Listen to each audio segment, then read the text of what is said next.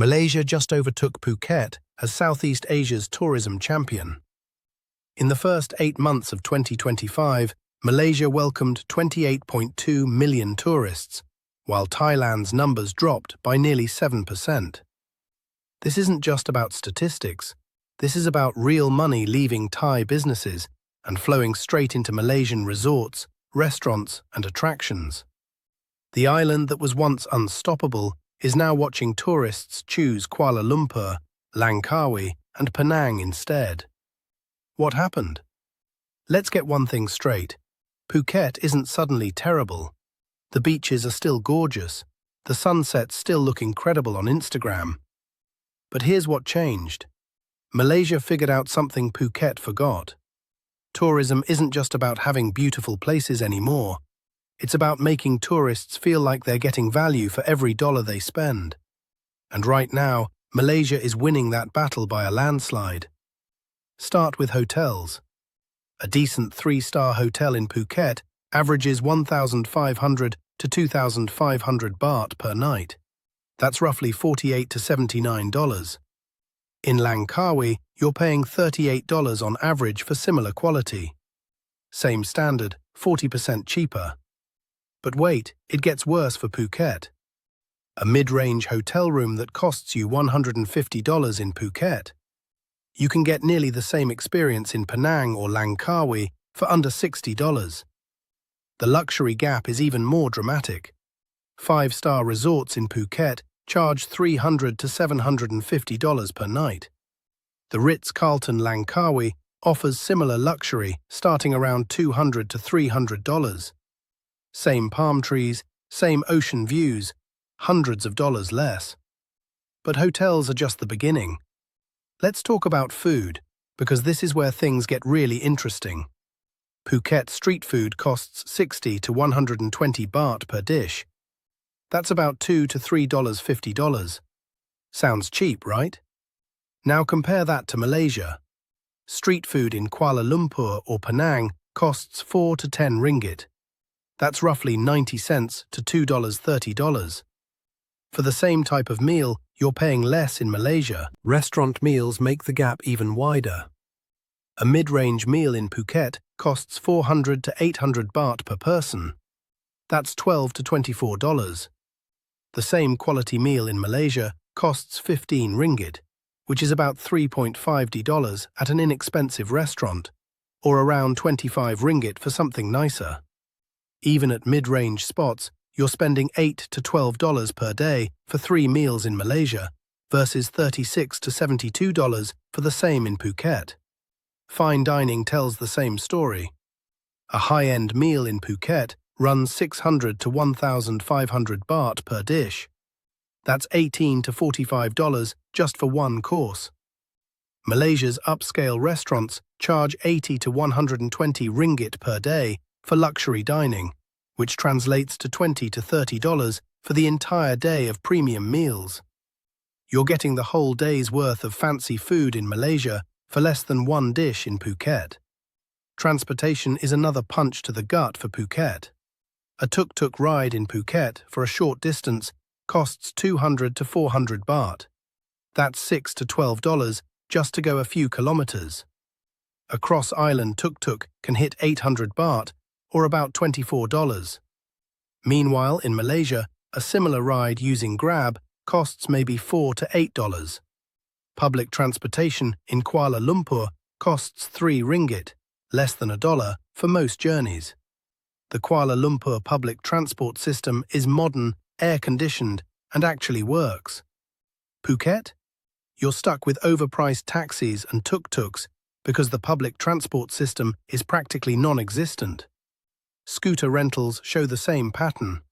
Phuket charges 150 to 300 baht per day for a motorbike, which is $4.50 to $9. Malaysia charges similar rates, but with better roads and less aggressive traffic. Airport transfers? Phuket Airport to Patong costs 600 to 800 baht in a metered taxi. That's $18 to $24. In Malaysia, airport transport is often cheaper and more organized.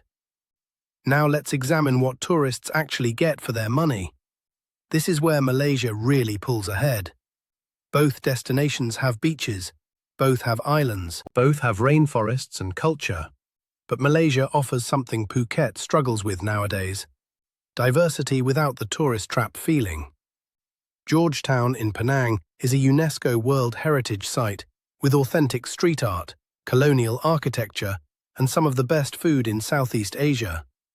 You walk around and actually feel like you're experiencing Malaysian culture, not a sanitized version created for tourists. Phuket Old Town tries, but it's surrounded by so much commercial development that it feels more like a theme park. Langkawi gives you duty-free shopping, beautiful beaches, mangrove forests, and cable cars with incredible views. The beaches are less crowded than Phuket. The water is just as clear. The sunsets are just as beautiful. But here's the difference. You can actually afford to enjoy all of it without constantly calculating whether you're being overcharged.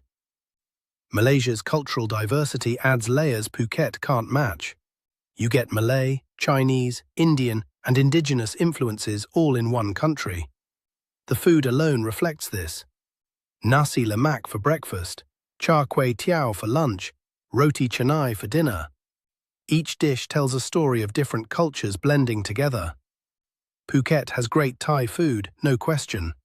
But Malaysia gives you variety that keeps every meal interesting. Language is another hidden advantage.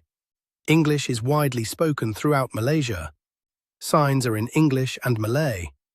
You can have actual conversations with locals beyond basic tourist transactions. In Phuket, outside the main tourist areas, communication becomes challenging fast. This matters more than people think. Being able to talk to locals, ask questions, get real recommendations, that's what turns a good trip into a great one. But let's address the elephant in the room. Phuket's problems run deeper than just pricing. The island has a reputation problem that's getting worse. Scams are common. Jet ski scams, taxi scams, tour operator scams. Not everyone gets scammed, but enough do that the stories spread. Malaysia isn't perfect either, but the scam culture isn't as pervasive. Overcrowding is another issue. Patong Beach during peak season feels like a sardine can.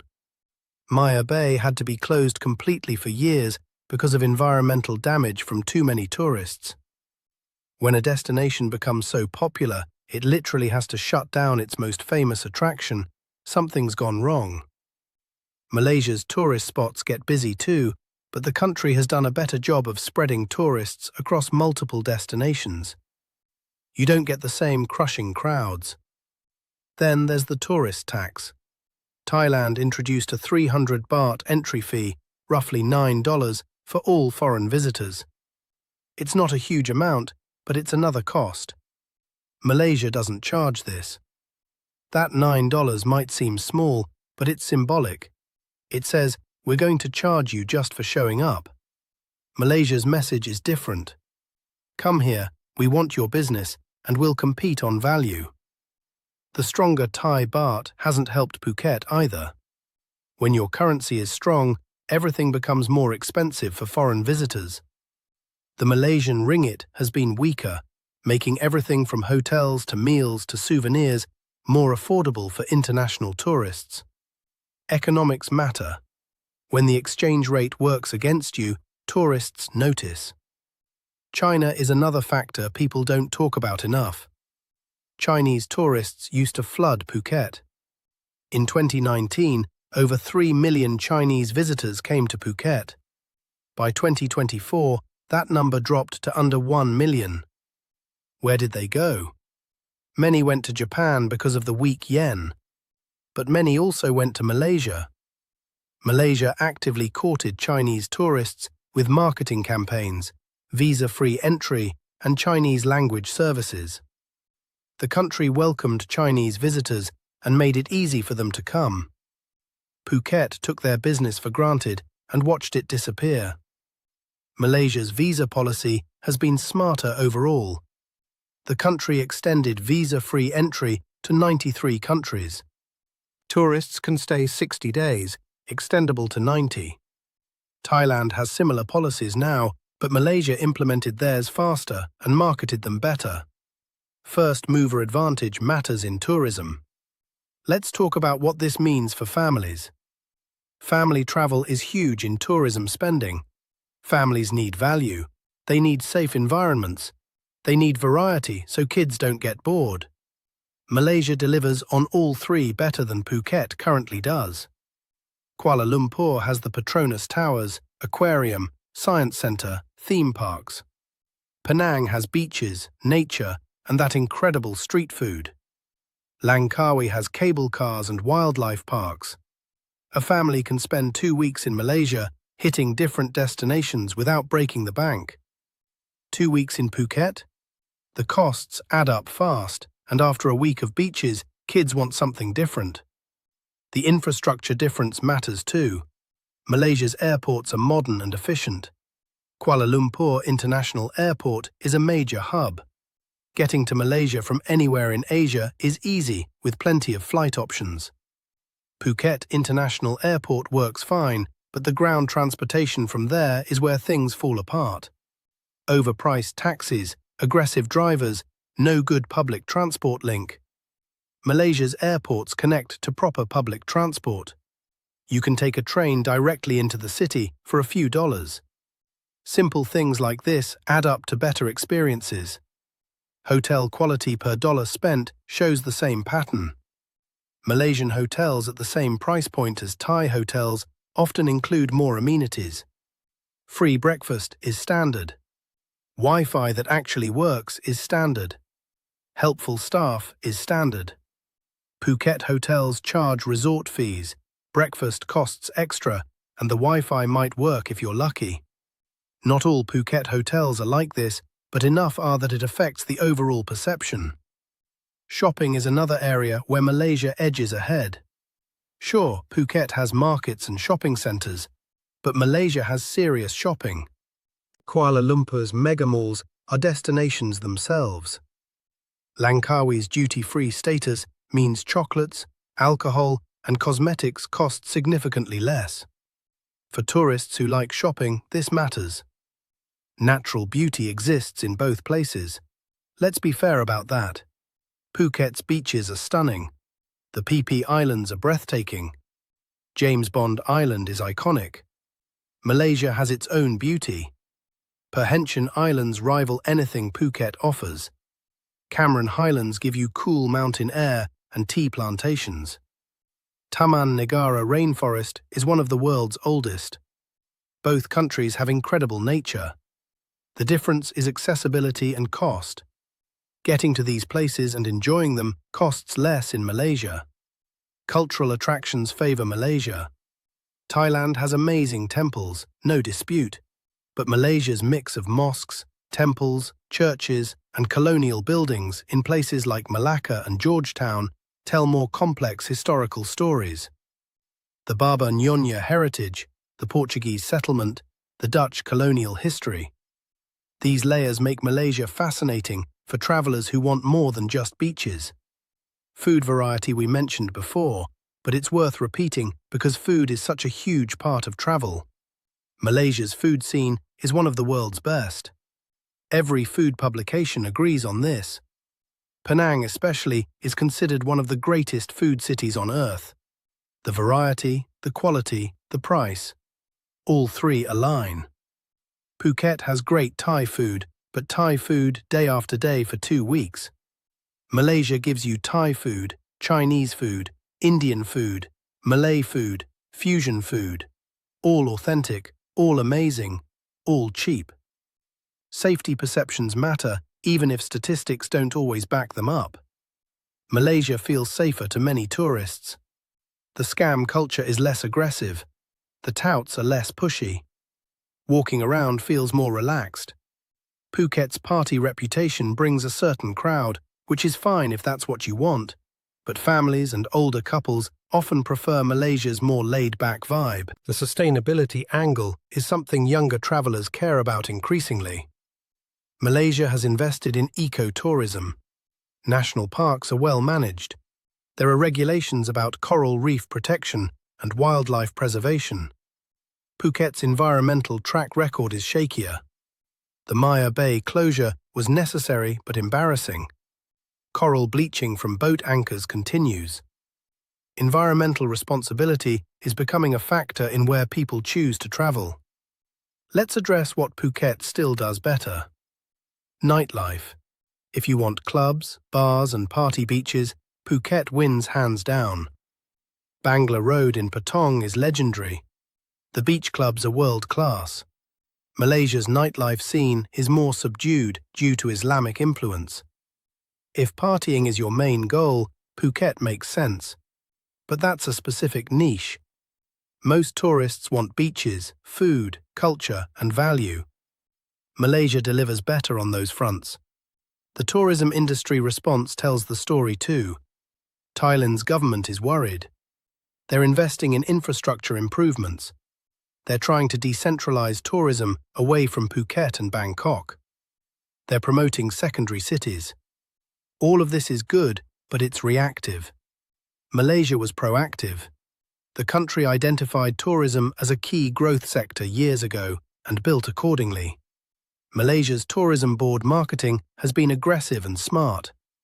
They targeted specific markets with customized campaigns. They highlighted diversity, value, and authentic experiences. Thailand's marketing relied heavily on the same images: beaches, temples, smiling Thai people. It worked for decades. But travelers today want more than postcard images.